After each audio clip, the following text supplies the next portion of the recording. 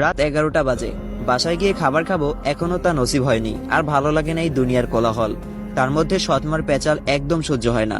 দিনভর কাজ করে রোজগার করি, তাও উনার হয় না, আরো টাকা চাই উনার। মনে হয় আমি টাকার মেশিন। হেঁটে হেঁটে বাসায় যাচ্ছি, কোনো গাড়ি নাই যে গাড়ি করে বাসায় যাব। আর গাড়ি করে বাসায় গেলে মা দেখলেও শুরু করবে যে লাট সাহেব পায়ে চলাচল করে আসতে পারে না, তাই গাড়ি লাগে ওনার। ওহ, সারাদিন কাজ করে পা আর চলছে না। পায়ের গোড়ালিগুলো মনে হয় এখনই খুলে পড়ে যাবে। না, আর সম্ভব না হেঁটে যাওয়া। একটু বসে জিরিয়ে নেই, তারপর না হয় আবার বাসায় যাওয়া যাবে। রাস্তার ধারে একটা জায়গায় বসে আছি, পাশে ধান ক্ষেত, তারপর পাশে আবার পুরো জঙ্গল। ভয়ও করছে, কিন্তু ভয় করলেও কিছু করার নেই, পাজে আর চলছে না। হঠাৎ মনে হলো পাশে কেউ একজন বসে আছে আমার। পাশে ফিরে দেখলাম না, কেউ নেই তো। হঠাৎ কাঁধে কারো মাথা রাখার উপস্থিতি টের পেলাম। এবার তো ঘাবড়ে গেলাম, কে কে, কিন্তু কাউকেই তো দেখছি না। না, এখানে আর থাকা যাবে না, তাড়াতাড়ি উঠে চলে যেতে হবে। কিন্তু কেউ একজন পিছন থেকে জড়িয়ে ধরেছে মনে হচ্ছে। এবার ভয় পেয়ে গেলাম, ভয়ের চোটে কপাল বেয়ে ঘাম পড়ছে, কিন্তু কাউকে দেখতে পাচ্ছি না। প্লিজ কে, আপনি সামনে আসুন, আমার খুব ভয় করছে। অদৃশ্য থেকে একটা আওয়াজ আসলো, ভয় পাওয়ার কিছুই নেই, আমি তোমার কোনো ক্ষতি করব না। আর আমি তোমার সামনে আসলে তুমি সহ্য করতে পারবে না। আমার রূপ দেখলে তোমার চোখের জ্যোতি নষ্ট হয়ে যাবে। এবার ভয়ের মাত্রাটা যেন আরো বেড়ে গেল। কে আপনি? আর আপনি সামনে আসলে কেন সহ্য করতে পারবো না? অদৃশ্য থেকে আবার আওয়াজ আসলো, কারণ আমি পড়ি। পরি কথাটা শোনার পর তো মনে হয় এবার সত্যি আমার প্যান্ট নষ্ট হয়ে যাবে। চুপ করে আছি ভয়ে। অদৃশ্য থেকে আওয়াজ আসলো, এই কথা বলছো না কেন? কি বলবো বুঝতে পারছি না। কি বলবো আমি? অদৃশ্য থেকে আওয়াজ আসলো, চলো আমরা ওই দিকটাতে গিয়ে বসি, ঘাসের উপরে। ভয়ে ভয়ে বললাম আচ্ছা, কারণ কথা না শুনলে আমার ঘাড় মটকাবে।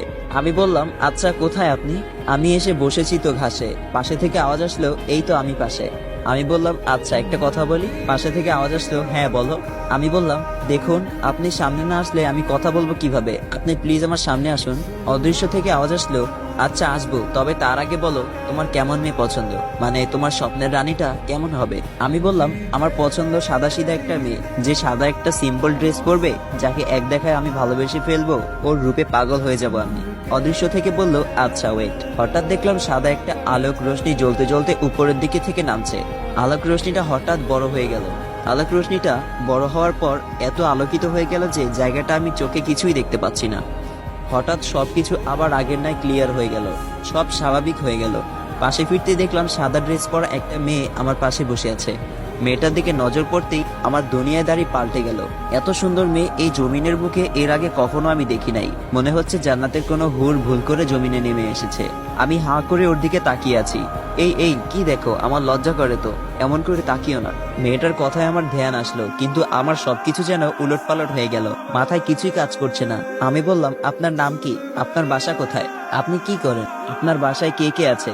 এক গাদা প্রশ্ন ছুড়ে মারলাম। মেয়েটা বলল এই এই স্টপ স্টপ, আস্তে আস্তে, একটা একটা করে জিজ্ঞেস করো, না হয় একসাথে এতগুলোর উত্তর আমি কিভাবে দিব?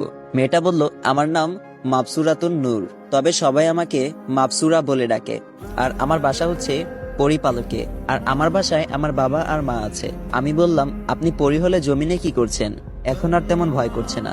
মেয়েটা বলল আমি জমিনে আমার অর্ধাঙ্গিনী খুঁজতে এসেছি, কারণ আমার ছোটকাল থেকে একটাই ইচ্ছে, আমি মানুষকে বিয়ে করব আর আমার বাবার সিংহাসনের অধিকার বানাবো। আমি মানে বুঝলাম না। মেয়েটা বলল মানে আমার বাবা পরিপালকের রাজা। আমার বাবা চায় আমার বাবার পরে আমার বাবার সিংহাসনের উত্তরাধিকারী আমাকে বানাবে, কিন্তু পরিপালকের কিছু অসৎ পরি এটা চায় না। তারা চায় উত্তরাধিকার কোনো পুরুষকে দেওয়া হোক, কেননা আমার বাবার কোনো ছেলে সন্তান নাই, তাই তারা বুদ্ধি করে উত্তরাধিকারী হাতিয়ে নিতে চায়। আমি বললাম ও। মাবসুরা বলল আজকে আমার সময় হয়ে এসেছে, আমি উঠি, কালকে আবার কথা হবে। এত সময় ধরে বেশ ভালোই লাগছিল মেয়েটার সাথে কথা বলতে। যেই না বললো মেয়েটা চলে যাবে, তখন মনটাও খারাপ হয়ে গেল। আচ্ছা, এরপর কি আমাদের আর কখনো কথা হবে? মাবসুরা বলল